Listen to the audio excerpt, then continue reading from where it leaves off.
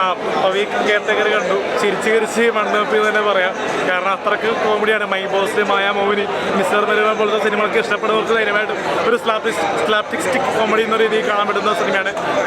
തീർച്ചയായിട്ടും പ്രേക്ഷകരെ എൻഗേജിങ് ചെയ്യുന്ന തരത്തിലാണ് പവിത്രൻ എന്ന ക്യാരക്ടർ ഒരു ഫ്ലാറ്റിൻ്റെ കെയർടേക്കറായിട്ട് ഗംഭീരമായിട്ട് പെർഫോം ചെയ്തിട്ടുണ്ട്. ദിലീപേൻ്റെ ഒരു വൺ ഷോ പെർഫോമൻസ് തന്നെ പറയാം. കാരണം ദിലീപൻ്റെ പ്രൊഡ്യൂസിങ് രീതിയാണെങ്കിലും എല്ലാം കൊണ്ട് തന്നെ വർക്കൗട്ടായി പോയിട്ടുണ്ട്. നല്ല HD ക്ലാരിറ്റിയിൽ തിയേറ്ററിൽ നിന്ന് കാണേണ്ട സിനിമയാണ്. കാരണം പുതുമുകളായിട്ടുള്ള നായകന്മാരാണ് സിനിമയ്ക്ക് ഒരു ആകർഷണമായിട്ടുള്ളത്. പിന്നെ ഇതിൽ റിംഗ് മാസ്റ്റർ നമുക്ക് പറ്റിയായിട്ടുള്ള കോമ്പിനേഷനൊക്കെ വർക്കൗട്ടായി പോയിട്ടുള്ളതാണ്. അപ്പോൾ ഡോഗായിട്ടുള്ള അഭിനയ പെർഫോമൻസും സിനിമയ്ക്ക് ഒരു പുതുമയുണ്ട്. പിന്നെ വിനീത് കുമാറിൻ്റെ ആദ്യത്തെ ഡയറക്ഷനും ദിലീപേൻ്റെ വർക്കൗട്ടായി പോയിട്ടുണ്ട്. അതുകൊണ്ട് ഫാമിലി കുടുംബ പൈസക്ക് ധൈര്യമായിട്ട് കാണേണ്ട ഒരു പക്ക കോമഡി ഇമോഷണൽ സിനിമയാണ്.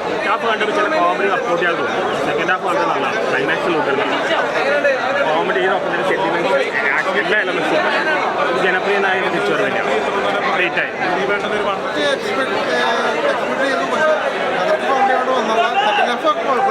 നല്ല രസമായിട്ട് വന്നിട്ടുണ്ട്. പൊതുവെ കണ്ടിരിക്കാം. പെർഫോമൻസ് ഒക്കെ കിട്ടുന്നുണ്ട്. അതായത് പുള്ളിയുടെ ഗ്യാപ്പിട്ടുള്ള പടമാണിത്. എന്നാൽ ആ പെർഫോമൻസിൻ്റെ കാര്യത്തിൽ പുള്ളിയൊന്നും പിന്നോട്ട് പോയിട്ടില്ലെന്ന് എനിക്ക് തോന്നുന്നു. പെർഫോമൻസ് എല്ലാവരും നല്ലതാണ്. പിന്നെ ജോണി ആൻ്റണി നല്ലതാണ് ചെയ്തിട്ടുണ്ട്. എന്തായാലും കൊള്ളാം.